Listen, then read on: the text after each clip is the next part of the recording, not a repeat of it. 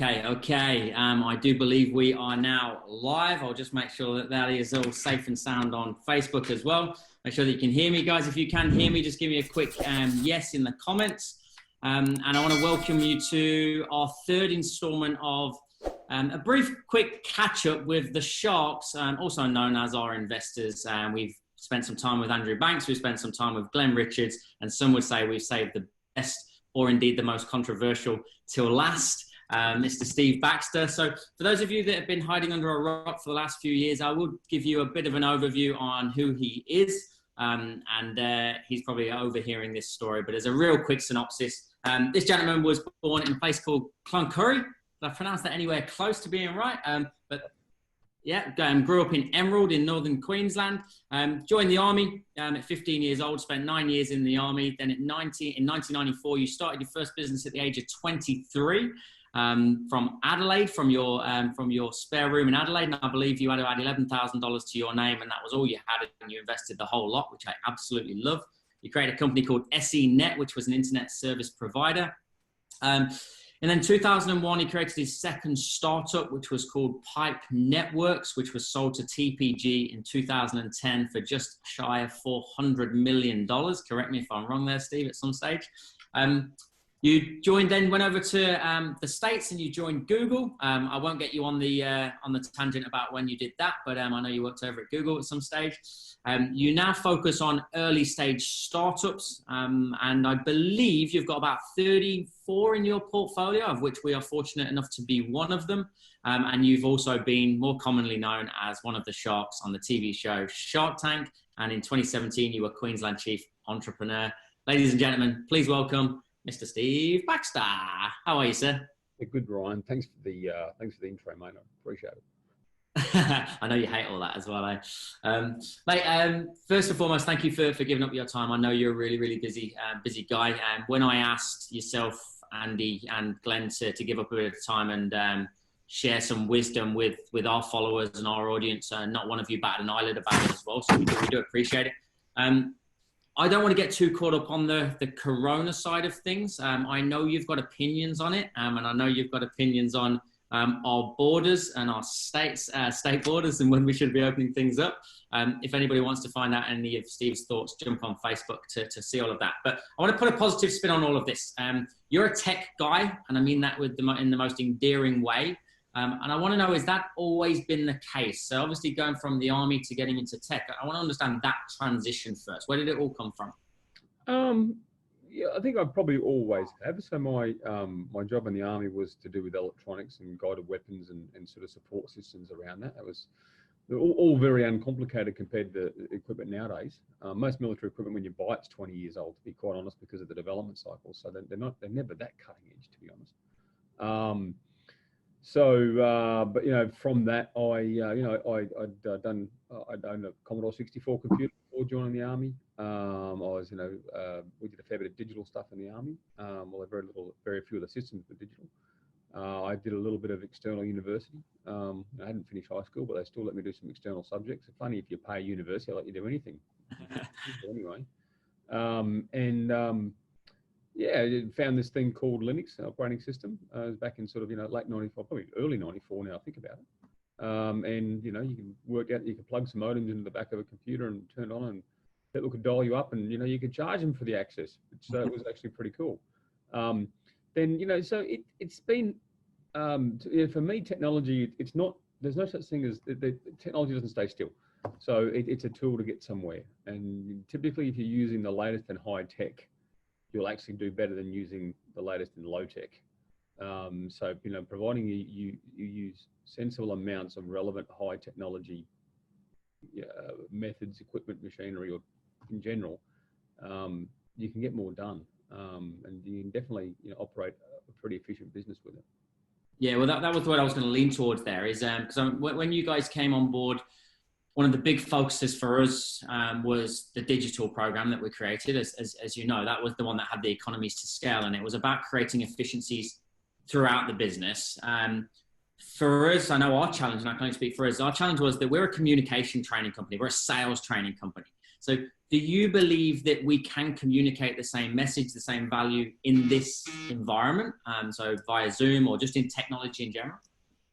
Well, we're going to have to learn to, right? To be honest. So whether we can or we can't, then if we can't, we better hurry up and figure it out. I think so. Look, whilst it feels like 9 months, it's only been I was in the US 9 weeks ago. The 3 conferences I went to, all of them had corona outbreaks. I like to call it the Wuhan flu personally, because we know where it came from. So it's only been 9 weeks. It's 10 weeks tomorrow, but it's just about to click over 10 weeks. So none of us, I think, if you have a business that's open, if you have a retail business, it's really tough. But if you have a business that's open that has somewhat of a long sales cycle, a 2 to 3 month sales cycle, you probably don't know exactly how this is going to go just yet, if you know what I mean. So let's face it, that first month we were all a bit shell shocked. We were all expecting 15, 20, 30, 60,000 deaths in Australia, which thankfully we didn't listen to those experts, excuse me. From our perspective, we got into our portfolio and we helped them do some scenario planning. We ran around and we found some great professionals, lawyers and insolvency practitioners in a lot of cases, because a lot of these businesses were instantly insolvent, and helped them out. So there was a lot of triaging there. So now 6 weeks ago, our sales cycle in our business as an investment house is anywhere from, how long did it take us to do our deal? It was about 4 months, actually, Ryan, in the end? For us, we were 6. 6 months, yeah. So I would say between 6 is long, but we've probably had 7 or 8 months, if you know what I mean. You dug up everything about us. I don't know what it was, but you wanted to know everything. I think we just got lazy, to be honest. But anyway, but it's just long sales cycles. So a lot of businesses are in that category. A lot aren't, and I feel for them. I really do. But I don't think any of us really know how. And I don't. And I rail a bit against that. What's going to be the new normal? Funny enough, the world got back to doing stuff after the Spanish flu, which is 100 times worse what we're going through at the moment on every relative measure and actual measure. So we will return back to that normal. I've got no doubt about it at all, to be honest, because we've done it. It's happened before. And we've done that before. Yeah. So I think the question is how long the transition will be. There's no new normal. It'll just be what it used to be. Unfortunately, the new normal may be that some businesses don't survive and don't come through this again. We've learnt maybe habits that we didn't think we wanted to do before, but now we like them. Work from home being one, for example. We're all using a lot more online services, and as an investor in online businesses, I don't mind that, to be honest. Yeah. So, but we'll get back.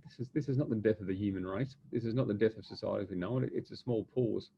Like I said, Spanish flu. We got back to work after that. We'll get back to work after this one.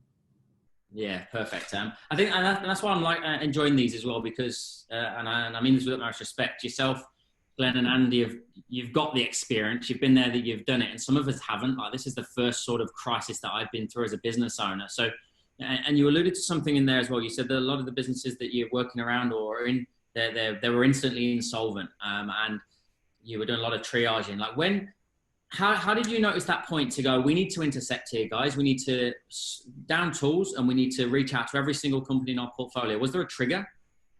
Yeah, not one in particular. I mean, obviously, we can all recall what happened. I mean, it was like all of a sudden it was, it's a bit like the flu. The flu's probably worse. The flu is not worse. Oh my God, what's happening? What's happened here? Quick, then just a cascading. I left my overseas trip to come home because I feared I'd be quarantined on the way back unless I got back earlier. And I had the worst cold ever. Literally, I was like death warmed up the entire time I was overseas. I thought they're just going to see me, put a temperature probe in my head and put me carrying it for 2 weeks. Yeah. Didn't happen. If I'd come back 4 days later, it would have. Sorry, now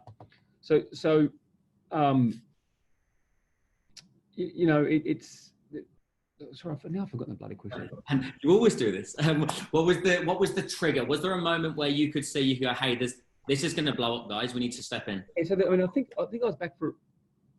Not even because I think there might have been a public holiday that weekend. Now I think about it, and I came back and had a short 4-day week, and then the Flatten the Curve sort of Medium article came out. Remember that? It had like 78 million views in 24 hours. It was incredible. Yeah. Let's flatten this curve, which I think is exceptionally sensible health policy, to be honest. Whereas right now we're doing exceptionally dumb health policy because we're trying to exterminate a germ that's going to come and get us anyway, and just send ourselves broke in the meantime. So I've got nothing good to say about our current crop of gutless political leaders, to be honest. So we, we looked at it and we thought, well, okay, we changed. Instantly we were talking about ways that we could actually have better hygiene and health strategies in the office. And we went over a period of a day and a half. We said, well, we just can't do that. We've just got to work from home. We're in that work from home crowd. I think it was over a weekend. Yeah. So it's like, don't come Monday, or, if you're going to come in, let us know, come and grab your stuff, go home. Yeah. Let's work this out. So, lots of strategies. So there was no real moment there. And then it was a case of, there's something, the bad businesses we spent some time on, as in the bad businesses, the businesses doing poorly, we spent more time on.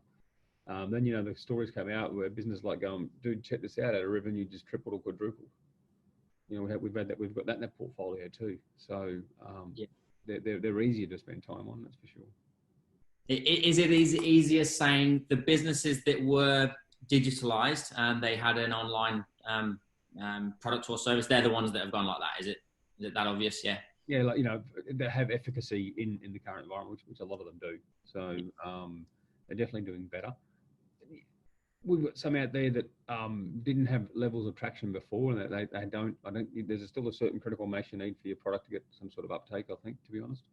So one's out there without some critical mass, but still on that digital online space. You got to remember as well that we've just done something really dumb. We've gone to lock the healthy working population inside. The fucking stupid thing is that, excuse me, what illness do we quarantine the healthy, for Christ's sakes? So and that's led to less money in the community. So it's I've heard all sorts of terms such as, cash velocity in the community. It's probably a good one. So there's less cash moving around out there. I talked to the chaps at Channel 10, I spoke to them about 2 or 3 weeks ago. They're stoked. Ratings are going through the roof. Yeah. They've got any money to pay for advertising. So, and you're seeing the weird, stupid, you're seeing the typical knock-on effects from government interference. They've closed and they've done the lockdowns, and now they're having to put out hundreds of billions of dollars to make up for it, and then do this, and then solve the insolvency thing, solve the leasehold thing, do this and do that. There's all these little Band-Aids that have to go on afterwards, and the Band-Aids go on Band-Aids and go on Band-Aids. So, once again, probably more of a rant on my current state of government than answering your question. Sorry about that. I had a feeling it would be good timing. That's all good. And then what about, so I'm going to touch on the government now for a second, with the stimulus packages that they've put out there and helping businesses. Well, what's your take on all of that? Should we be taking advantage of them? Is it? I take advantage. If you qualify for it, okay, 2 things. If you qualify for it, yes, you probably should apply for it and get it. It's meant for you. The second question is, which probably should form about 25% of your thinking, do you need it? After this, then there may be some social, anytime there's buckets of government money available, there's always an overreaction. People rip it off. Yeah. And there will be the current affair articles after this about the people who ripped it off, for example, right? So be hyper aware that you might need a social license to operate afterwards. And if you didn't need it, for example, one of our businesses, raised a bucket of cash, and they were actually eligible for the US. I can't remember the US PPP payroll protection plan. I want to say, but it's made the call that after you've just raised that much money, maybe you shouldn't apply for that. The optics are actually terrible. So yes, you should, but you should also factor in your consideration: will you survive without it? How well will you survive without it? And if you'll survive really well without it, and I would sort of say, maybe this might not finish well for you if you take that. Yeah, for sure. And we've had clients and businesses that we know that are actually they're taking those stimulus packages, the grants, as a means to actually spend on other things within the business, which I get, rather than actually using it as a runway to survive this. Which way would you go with that? Oh, well, it depends. If the things they're spending on will lead to long-term efficiencies, yeah, I get that. That's just an investment, right? So, but when this all started, we were, our big focus, I suppose, was on businesses and understanding what runway of cash they had left. Doing the scenario planning, so we're saying, okay, so if your sales halve or go to 10% or 0, what happens? And what levers do you have to pull? We invest in tech startups. The levers you pull are people. As bad. I love tech startups because you're employing people. Essentially, that's what you're doing. Yeah. When it goes the other direction, then the only way you get to control your costs is to, manage your staff. There's no good way to put it. Yeah. So, yeah, we went through a lot of those scenarios. And to be honest, there's been a lot of a lot of awesome cooperation at all levels of management and the workplace floor, so to speak, inside the companies. We've had, some companies who've cut their people back from, to 4 or 3.5 days a week. And the staff have just been like, well, I'll treat this like a pay cut. I'll just keep coming in. This business needs to survive. I think what I think is why I'm hoping that we won't see a lot of the potential forecast mental health issues from the unemployment and stuff, and the unemployment, ad hoc unemployment situation, because we're all in the same boat. So it's not like someone's like, oh, you're out of a job. It's like, oh, it's because I was a hopeless or I was a bad prick or something like that. It's like, well, whose fault is it? And I don't know, probably some guy in a lab in China in all reality, right? So so it's no one's fault. You've got a large cohort you're there with. And so I'm hoping that will not be some of the worst sort of social outcomes that unfortunately, has happened in the past. Yeah, I think I guess the common denominator there is there's no shame in actually going under, going broke, or losing everything in this stage, right? Like, so. Well, one thing is you see that in the workforce, everyone's sort of saying, well, let's be cooperative. And every example we've seen so far, maybe there's not out there, but where they're taking wage cuts, it's typically cascaded down from the top in a very progressive manner. As in, management taking 30 and the bottom line taking 10%. Yeah. You know what I mean? Which is, I think, an exceptionally fair way to do it. A lot of alignment there. So for the most part, it's being handled really maturely. But everyone's got a breaking point too. This is why I don't like the lockdowns. I don't like the amount of time they're keeping us put away for the benefit it's giving. And at some point we can be as generous as we want, but at some point we've got to pay for it. And you do that by working and running the economy and charging taxes. Yeah, awesome. Let me come back to tech a little bit. I want to talk AI, not artificial insemination. And with AI, obviously, we're classed as we've got a SaaS product now with our online training academy. It's something that we're, as you know, looking to incorporate into there. How big a player is that going to be in the learning environment for us moving forward? And how far away are we from it being adopted en masse? Well, I think it's being adopted in lots of places. First, what do you mean? There's a lot of people out there who what do you mean by AI, et cetera, et cetera. Look, I look at AI as the latest highbrow in computer science. We could go back not very far and we could see that it could be, for example, big data or data science, for example. There's another branch going forward, which will be quantum computing, if you know what I mean. So, it started out with, discrete electronics through to software, through to, portable programming languages, through to multitasking computers, through to personal computers, through to now the devices and other bits and pieces. So it's the latest highbrow in computer science. And to the point about technology before, yes, you should look at how you leverage the latest in highbrow technology of everything. You should do it sensibly, where it makes sense and where there's a value that you can drive to customers in order to get a business outcome. So no, I fully support it. I mean, I like it. I mean, it's good at some things. It's getting cheaper to implement. It used to be, an exceptionally machine-intensive thing. It's getting with a lot more dedicated silicon out there. There's a lot of sort of TensorFlow and other bits and pieces that's happening. It's really quite a lot more cost-effective, I suppose, to do, which is great. Yeah, and what about those people then that fear AI and robots coming in, taking our jobs? Where do we see?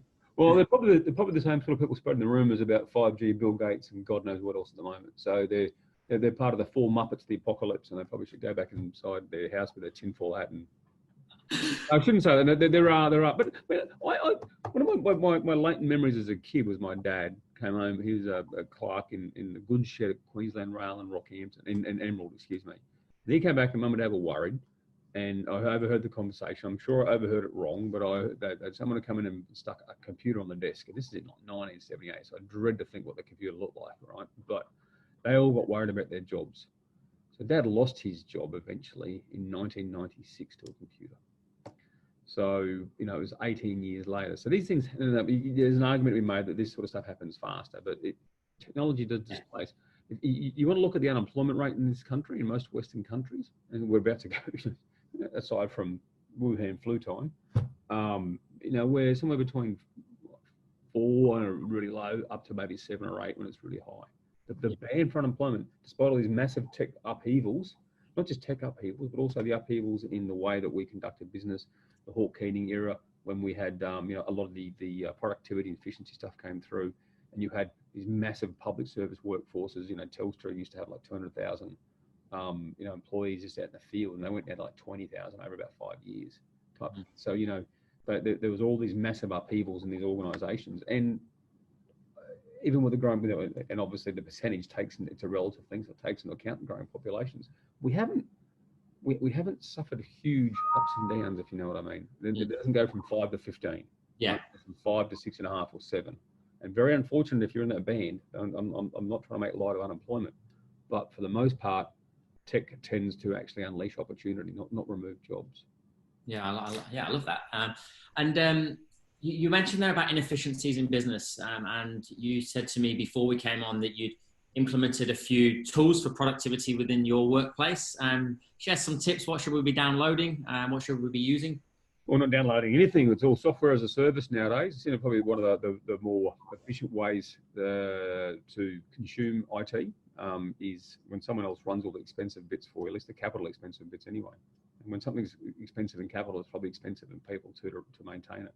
Yeah. So, we're using a CRM, Salesforce. I'll give them a plug. If they give me a discount, that'd be great. If you're out there, Salesforce, because your product's good, but it's bloody expensive. We've plugged a bunch of stuff in there. So we're trying to actually minimize, we're trying to get down to as fewer systems as possible. So we're centralizing around one, which is too big for what we're doing now, but we have some plans for the future. So we should grow into it. My whole thing on productivity and software is that you can make computer software do whatever you want. How much time do you want to spend, and how much money do you want to spend? There are some things that humans can just do better. So look at diminishing returns. How much effort do you put into trying to get that one field and that formula and that form filled in automatically? Right, that might take 30 hours of someone's labor at $80 an hour. Or typically it's just a boom. And it's a lot of cases, you know, I also have other philosophies around computers don't work for me in that I want humans to check things before they go at other humans. Computers can do billing, for example, really fast, but if they do it wrong, all they do is upset your customers really fast. Yeah. So especially when it comes to billing, that we tend to have a human firewall on the way. We'll make it as easy as possible. Run down. We'll do check summing on fields and all the rest of it, sort of saying this all should add up. This is what it should be. Very easy to spot errors that are glaring, if you know what I mean. So you're going to do a high velocity mass emailing of fucking mistakes, especially when it comes to billing, because billing is the one opportunity you should take to be the most professional with your customer, because they're paying for your existence. If you screw up your billing, you probably should wonder why you're in business. Yeah, that's okay. Great takeaway there, guys, for that one. I want to ask you quickly about your communication with the team. So you're using obviously Zoom and meetings, and I think you do little luncheons as well. How has that changed with the frequency that you're spending with your team now you're all remote? We're making a point of everyone being on board with the daily stand-up. So we have a daily stand-up that goes up to half an hour in the morning. We typically doesn't till at least 15. This morning we just had a deal launch, so this morning it went for half an hour. I think it went for longer. I had to go fly a helicopter, so I jumped out. Actually did my meeting from inside the chopper cockpit, which was a bit of fun. So we're using Zoom. You know, for other we may meet, we'll have GoToMeeting or something. Who really cares? It's video conferencing software. Yeah, but we're actually using time tracking software. I actually, until about 7 weeks ago, really hated work from home. Thought it was the refuge of the lazy. We had no choice. We're making it work. It has worked. I think we're probably more efficient, to be honest. It's hard to say. Yeah. And I find that interesting because you consider for the last, at least the first 5, 6, 7 weeks of this lockdown, we were actually locked out. You couldn't actually leave your house. Imagine, you know, your work in your house is exactly the same thing forever. So the fact people still had a very positive outlook on it, I thought was actually quite healthy, which means that once you can go out and go to the restaurant and go to the beach and, you know, all those really dangerous things, idiots, then I think it will only get better. As people sort of can get out, can get a break from cabin fever, I suppose. Yeah, so in that respect then, because we're the same, that we had that first couple of weeks where I was a little bit all over the place, and now I'm very much in my comfort zone again now. Like, I actually enjoy working from home, and we haven't lost much productivity at all. Will you be going back to 5 days, do you think, in the office? I'll probably not to 5 days, no. I've softened considerably on that because of this experience, to be quite honest. I mean, we've got some good tools as well. So we've implemented this really nice little time tracking software called Clockify. I think golly, it's about $7 a user a month. I can't remember. It was like Was that Clockify? Clockify. Yeah, I didn't really care. But, you know, it was that small. I didn't really care. I think we'll work out what it costs because I do like knowing what things cost. And we were always going to actually. Sorry, I'm just looking at this piece. It's very dreadfully unprofessional of me just to sort of stare away while I'm doing this. Team workspace support. Yeah, can't find it easily. We were always. I was always keen to implement a system to understand exactly how much time we spent doing due diligence and then deal docs and deal execution before we actually, you know, invested money. We had a rough up. We thought we understood that, I suppose. And even at you and ISR as a portfolio, we've recently given you some assistance with some corporate matters. Yeah. And I know we've spent 14.5 hours of lawyers' time on you. I know that exactly. And there's another 3 or 4 hours of deal team time and stuff, if you know what I mean. Yeah. So we know that. We think that's still a good investment, right? Yeah. Just now we can quantify. We can say, okay, we've put, was it 180 original investment? I can't remember. It's terrible, isn't it? Yeah. Know your numbers, I always say. 167.5. That's it. And so we know that, okay, we've got that investment in there, and we also know that we've got that. Okay, so they've come along, they want some help. Do they go to Minters at $500 an hour, or they come to us?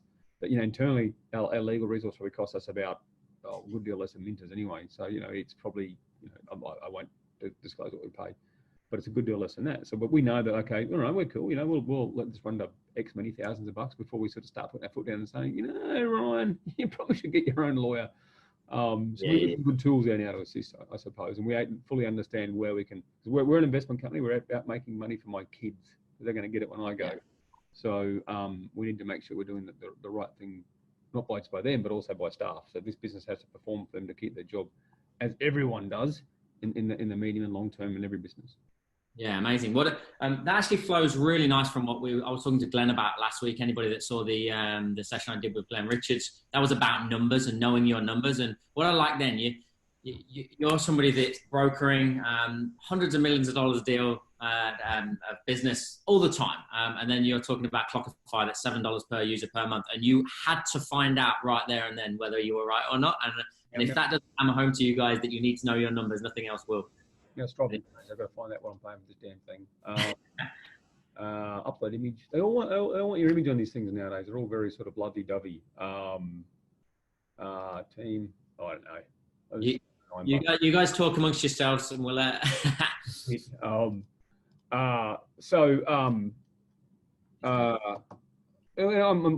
looking at another piece of software, and the competitive piece of software is, honestly, it's $24 a user a month. And there's other process we're looking at using will be $1 a user a month, so it's quite substantial. Yeah, mind you, that you have to buy 1,000 users at a time, mind you. But anyway, it's still a lot better. You know, it's the same price as 50 on the other system or 40 on the other system. So I'm sitting there thinking, like, and the guy's telling from America, he's LinkedIn me and found me and going, oh my God, you're a shark. You know, I'm sitting there having haggling with the guy for, like, you know, 10 cents a license and shit like this. He must have been thinking, who is this guy? Yeah. And so the companies we invest in, we expect, and I expect my staff to treat money exceptionally responsibly. And if you just think, I've got it, so I can do that. You can do that with your hobbies. You can do that with your family. You don't do that with your business. You always conduct good business practice. Yeah, nice. I like that. And is that a conscious effort then, Steve, with your team? Do you do financial literacy training and education amongst everybody? I run a team of deal flow executives who invest in shit. If they need financial literacy training, I think I screwed up my recruiting, to be honest. But so they're probably a bit surprised by how much I focus on expenses. That's fine. I don't care. You know, if it's you've got to control your costs, and to me, it's more like a. I think it's a marker. It's a head on a stick. They know that, okay, we just can't spend on stupid shit. Stephen's gonna look at it and pick it up, and so you've got to set that expectation. Otherwise, you'll turn around one day and all of a sudden it's like, okay, why do we have like 60 subscriptions to Courier Mail? What's going on? You know, so one day it'll add up, and then it's really hard to pull back. I'm dying to find out what I'm paying for Clockify now. It's driving me crazy. Well, whilst you're doing that, we've got roughly 2 minutes of your time left, and I want to respect it. So last couple of things I wanted to ask you were...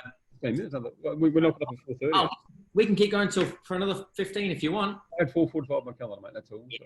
Yes. Under promise and over deliver. Okay. in that respect. House people use the house. Bella. All right. Yep. Now you're all relaxed. Now you think like another 15 minutes. Best use of tech that you've seen amongst, whether it's in your portfolio or just in general, where do you think people have really kind of excelled? Best use. Like I've got like Clipchamp for me, or I'm looking at what those guys are doing, and just maybe it's the pace they work at. I don't know. They're Go One. Well, with Clipchamp, I mean, looking at our portfolio, they're a great business, Brisbane-based business, online, browser-based video editor.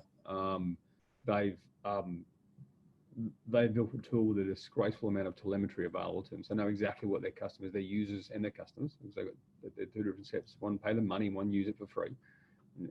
So they know exactly what they're doing, where they're from, what they're doing, how long, where they came from. So, you know, a huge fan of telemetry. So, you know, Clipchamp have that absolutely nailed, which is really nice. Best use of tech. Otherwise, look, you know, there's lots of really sort of, you know, just delightful, cute uses of tech. I think the where you don't have to use it at times is even better. You know, a lot of people what I don't like is when it gets over-purposed. And the system, what we're going through now is we're going through using a CRM instead of using a collection of spreadsheets and wikis and sort of Kanban, sort of free project tools and other bits and pieces.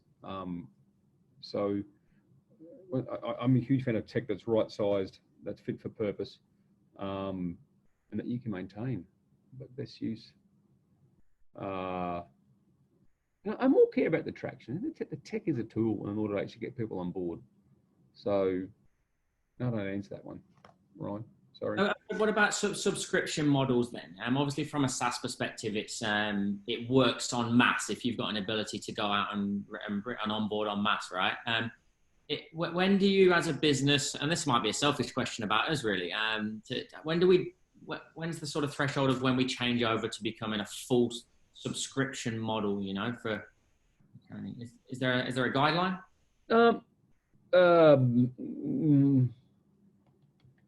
Well, there's lots of ways I can answer that, I suppose. So it very much depends on what you're selling, on the ease of sale, on the ease of consumption. You know, who do you sell it to? Do you sell it to is it B2C? Is it B2B? Are you selling to a consumer? Are you selling to like a business who's then going to get staff to use it or something like that? Yeah. Channel models, etc. So it's you know, there's a lot of facets to the area that question's involved with. Yeah. So far, I mean, the businesses we like a lot. I mean, the businesses we think that they have a lot of promise, and there's two sets that we like. The first set we like is what we call the API businesses. So the businesses where you really, all you actually have is a little piece of software that allows other pieces of software to talk to each other. We invested in a UK business called Wonde, WONDE. They connect together school information systems, which, you know, given everyone's doing COVID work from home, so there's like 28 or 100 different school information databases that run tuck shops and, you know, you name it, whatever it might be. Just the databases that run the school roles and teachers and rosters and stuff. There's all the other apps like Tuck Shop and Music and all that plug into it. They've got to plug into 100 or whatever, you know, 50 or 60 of these different systems out there. This guy's got one system that talks to all the different SISs, and all the apps plug into their system. So, you know, really, really nice, sweet little API system. We love those. They're brilliant. Otherwise, we are really the product-led growth businesses. PLG is the fancy term nowadays. Clipchamp would be an example of this. You know, get the product in for free and then upsell them, essentially. Yeah. So, you know, get in there, get the little free wedgie, and then go wide into the various customers. You call that product-led growth? Yep, PLG, product-led growth. Yep. So if you everyone out there on Facebook, Google PLG, there's lots of information about it out there. And it's a fancy set of terms, what's been done well by a lot of people. Atlassian is probably the best example in Australia well over time. But, you know, we have another company in our portfolio, Drawboard, who's in the process of doing that. We've got the one we just did the investment for today, Chippercash. They're a US-based company, but they have a cross-border payments processing app in Northern Africa. So yeah, just get the product in there, get people using it and loving it, and then you know, sort of work out how to make money. It's not quite that laissez-faire, but that's the essentials to it. Yeah, I like that. That's consistent with obviously what we teach, as you know. Anyway, show people how good you are, don't tell them. And if you can do that, kind of get them in low-hanging fruit, and then keep them. I'm not going to let you go without asking you, I guess, a Shark Tank-ish question, because whenever I tell anybody I'm talking to you or you're going to speak at an event, which we're going to announce very soon, the next date for the Swish Summit that we've postponed is going to be the back end of the year, where you're all going to be speaking. So you're actually putting a line in the sand. Is it a face-to-face one? Is it, or it is going to be? We're going to go face-to-face. You're going to get out there. We should run a book on this one, shouldn't we? You're going to go out there at the date you reckon that our political betters are going to let us walk out of the buildings and like congregate in groups of more than 10. So it's going to be a small summit. You think you that date, do you? Because I'd love to hear that, Ryan. That'd be fantastic. I don't have that much faith in our politicians that they're going to let us do that without civil disobedience, to be honest. I'm going to be brave. Let's see. We'll test it. Good. But what we get asked a lot is when you're investing in companies, and you can use this as an example here if you want. What do you look for in a business? Well, I guess I've heard this before. I know the answer to this, but for everybody else, the red flags, the green flags. You tell me the answer. The answer is, firstly, if there's any sort of lies, that's the one that always comes up. I'll give you a better order than that. That's I suppose the being lied to that's a go no go moment. Oh, you bullshit. No, bullshitting's okay, because there's a difference between lying and bullshitting in the Australian context, right? Bit of the legal term for it's puffery. You puff yourself up. Make yourself look bigger. That's fine. But when you outright lie to us and we find out about, we're like, if you're going to lie to us once, you lie to us twice. So that's not good, right? Yeah. So that's just more a straight gate issue. But in general, what we look for is, and we like to say that it's about people, and it is. But what we, in the business sense, what we look for is traction. Have you whatever crazy idea you've got to change the world of whatever? Have you built it, launched it, and do people buy into your story? Is your product worth it? Because the mugs aren't dumb. The punters work you out in a heartbeat. So people are using it, and the product-led growth's interesting, right? Because people get out there and they're using it. Then it's just a way to so what's the best way in order to recover revenue out of this? Way to charge. Google went for eyeballs, not paid search, obviously. Oh, sorry, not paid search for punters anyway. So it's traction. Then it's a team, very very much the team. Then you look at business markers such as total addressable market and I suppose sales velocity. How long it takes to get a sale through the door. And we tend to shy away from enterprise businesses, or we do invest in plenty. I shouldn't say that. People have got a really proven sales pipeline, and we know that they can churn through leads and turn them into revenue. Yeah. Okay. And on the flip side, not really the flip side, but maybe going more granular with that. You said traction. What does traction actually look like? Is there a amount of time in business? There's consistency of sales. Is there anything? No, it can be. So the best traction is profit. If you've got profit, you don't need me. Second best traction is revenue. That's good to have. And the third best traction is literally usage. Clipchamp, for example, I think we first saw them had no traction, to be honest. They had about $10,000-15,000 a month in revenue and had a few wholesale customers. Totally changed their business model, and in a short period of time they had almost there's no revenue, but they had a couple of million users. So that's right. Yeah. Wow. So, and then now we're busily turning those 8 or 12 many million users into dollars, getting new features, new product support, etc. So traction usage can be just as valuable.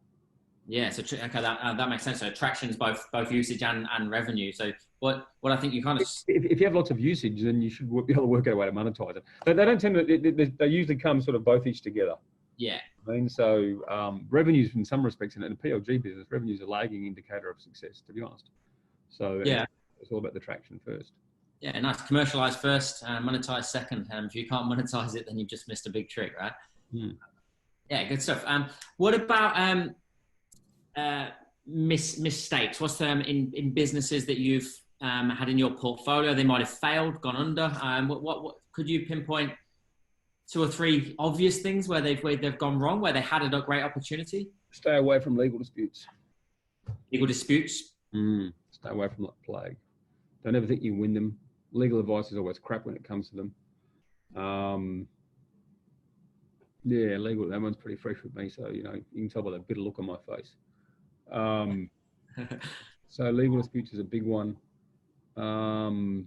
In general, it's the biggest mistake is people don't believe that what they're selling is crap. It's like, yeah, okay, it looks pretty. It does look pretty. And it does sound like such a compelling thing to use, but nobody's using it. I think the world's telling you something, right? And that's okay, because, you all start out by saying, wow, wouldn't this be great? Yeah, that'd be awesome. Let's get into it. Yeah. No one wants to use it or buy it. Okay, no one wants to use it. No one wants to buy it. All right, change the price. Still no one wants to, so you can muck around with this and muck around with that. But fundamentally, if no one using it, your baby's probably ugly, Sorry. I remember that quote from the event when you spoke in Surfers on the Gold Coast for us, and you said your baby's ugly, and it just poured about 3 beers in about 40 minutes. I remember that. Yeah, we do beer you up. For those of you that are thinking about coming to the summit, whether it will be at the end of this year or not, Ryan's going to run a book on this Facebook group. Or put your dates in when you think we're going to be allowed to venture around in zombie land out there and have our brains eaten out by all the COVID cases. Well, we'll just get a big open air space. We'll be all right. All right, and then I guess what I always find interesting is your take on flying cars as well. I always wanted to talk about that with you. Are we're still as passionate about that? You still think that's going to happen? Yeah, I do. I haven't followed up as much. So for some time, to be honest, I mean, it really is proceeding at pace. There's lots of technology that has to intersect. They're on nice curves to intersect those. So there's battery tech, there's electric propulsion tech, and then there's air traffic control tech, and there's the willingness of regulators to let people fix transportation. So it won't be sold first in Australia, unfortunately, because our regulator is just believes that everyone else is silly and they're the only people who know how to run the airspace. So it'll be sold somewhere else, and then we'll adopt it 5 years later. So I'm just as cynical on how it's going to go in Australia. I've always said that. Yeah. Because we just have, we're amazingly, it's a bit like our COVID response, right? We're amazingly in love with our COVID response. We've only had 4 deaths per million, which is raw unfortunate. Don't get me wrong. The reality is, that every one of us has got the same genetic makeup as most other humans. We are going to get it at some point, and that number's not going to stay the same. So we're very proud of that. In Australia, we're very proud of our aviation safety record. And as such, we won't do anything. We'd rather keep aircraft out of the sky. So we'd rather make it more expensive and harder to put aircraft in the sky than anywhere jeopardize our aviation safety record. Without recognizing that we're all adults and we can all actually undertake our own risk calculations. And this is the current debate. Not a debate about wanting to kill people and wanting to stay inside. It's, well, okay, that if you don't want anyone to die, then I'd suggest you hand your car keys in. Because every time you get in your car, you make the same risk decision, right? And you balance the risk of doing that against something else. So same with aviation, same with flying cars. We're going to need to understand that we will kill people in flying cars, guarantee it. They'll fall out of the sky. We'll kill less, I believe, a lot less in the current ground transport. We have to be just prepared for those fatalities, prepared for those coronal inquests. They're going to happen. Easy. I've just got a couple of questions that are coming on Facebook. I just want to fire them at you. Steve, so I've got, do you have a set industry or sector or business that you invest in? I think I kind of know the answer to that as well. But look, as far as industry verticals, no. So we've got health. We've had our 2 most recent exits have been in the healthcare space. One with DoseMe, one with the Tomo Diagnostics that listed on the ASX this year. So, and I hate health, but pays pretty good. And with education. In fact, I'll put all this stuff in Salesforce. I can actually tell you the industry groups, the industry sectors we actually invest in now. I can do it all through data. But in education, we have a lot of HR actually, HR related things, Inside Sherpa, Vivo, training. You yourself Go One, for example, in the training space. So if people are using technology in order to have a business that can potentially massively scale across the world, and we're pretty keen on it. Yeah, for sure. All right. Well, we do officially have 1 minute left. So I want to say thank you very much for your time. I really do appreciate it. And every time I jump on with you, whether it be personally or live like this to the market, which we've never actually done before, apart from at an event, I take just as much value as I'm sure everybody else did as well. So thanks for your time. Give us one little nugget of gold to leave. We're going to survive all of this? Going to be all right? We will. We survived. The human race survived the Spanish flu, something that killed relatively hundreds of times more many people. So we are going to survive this. Business will get back to normal because we did after the Spanish flu. This literally, this is not It's not as bad as everyone seems to want to make it in order to actually continue their tyrannical control over us. Once again, if I sound like a tinfoil hat wearer, forgive me, but there hasn't been a case of COVID in Queensland now for 8 or 9 days, and we're still locked in and expect to be locked in until September. What a load of rubbish. Well, we'll finish it there. Steve, thanks for your time, mate. Pleasure. Thanks everybody for watching. I'll speak to you soon.